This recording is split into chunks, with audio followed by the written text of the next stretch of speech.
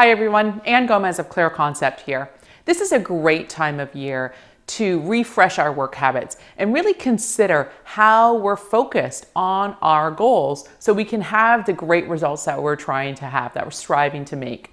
So I like to call it simplify to amplify, because let's face it, most people, definitely this includes me at times, most people you work with, and this possibly could include you as well, are trying to do too many things at the same time. And when we try and do too many things at the same time, we dilute our impact. And things take longer, we feel frustrated, and we don't get to where we're trying to get to. So let's make this year the year of simplifying so we can amplify. And there are three simple things that you can do to simplify to amplify. So the first is really to get clear, to be really clear on what are your top priorities.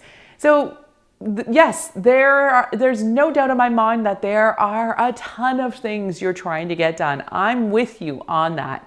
And I have to really carefully manage myself to make sure I don't try and do too many things at the same time. We have an abundance of choice and opportunities, places where we can invest our energy. So what we want to do is we really want to be clear on what are the core priorities. Know what your core priorities are. And then the goal, of course, is to dedicate roughly 60% of your time and energy to those core priorities. So that is the tipping point where you start to really realize great success. It's around that 60% mark. So it's around 5 hours a day, right? So someone who's spending 4 hours a day isn't going to amplify their results. So we're not looking at a huge shift here. It's really just about saying, how am I going to carve out that majority of my day, that nice chunk of my day for my core activities? And it's a nice small subset of core activities. Everything else is either a supporting activity or a detracting activity. And so we want to obviously have 30 or more % of our time on the supporting activity, because those things need to happen. We do need to send the follow-up email. We do need to order the supplies to support our core activities. So we definitely need those supporting activities. We just want to try and minimize them as much as possible. And the detracting activities, of course, we want to keep that under 10%. And our emphasis with the detracting activities always should be, how can I get these out of my life? So once you've done that analysis of what are my core activities, what are my supporting activities, what are my detracting activities, of course, it's then helpful to start to think about, how can I simplify these? And we have three solutions to simplify. We can streamline, we can scale back, we can seek help.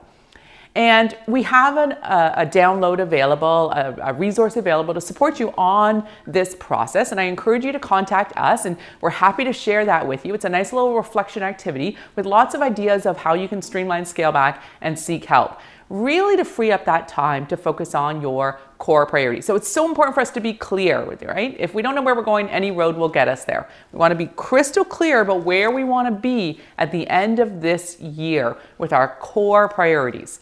Of course, once we've done that, the second step is to pay yourself first and protect the time for those core priorities. Create what we like to call a proactive routine, where you have carved out the time to focus on your core priorities. Right? Going to the gym or working with a fitness trainer is a classic example of how people put the time aside for that exercise first before other things get in the way. And one of the reasons why fitness trainers are so popular is because it gets it in our schedule. We know exercise is important. We generally know that a combination of strength training, cardio, and flexibility is the formula when it comes to exercise. But that getting it in your calendar helps you make sure you've protected the time for that top priority. So we want to do that before everything else gets in the way, because we know that there are a ton of distractions out there beckoning for our time, and that can really throw our days off.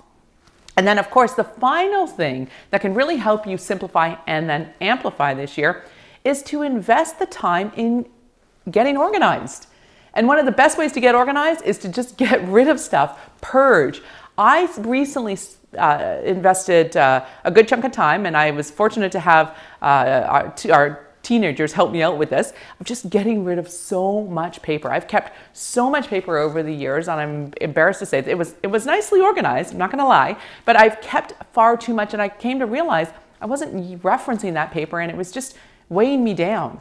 So I went through, slash and burn, purge, shredded a ton of paper, and there's some excellent shredding services out there that you can use to simplify this.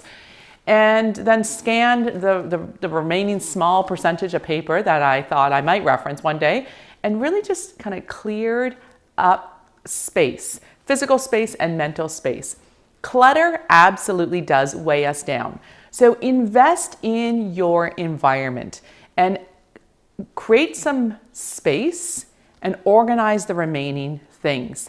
And when you do that, admittedly low energy activity, which is a nice thing to do in an afternoon or end of the week or one evening, great investment in your time, because once your space is set up, you can amplify and create this explosive opportunity for productivity. So 3 simple things you can do this year so you can simplify and amplify. I can't wait to see the results that you'll achieve after implementing these 3 simple strategies. Thanks for your time.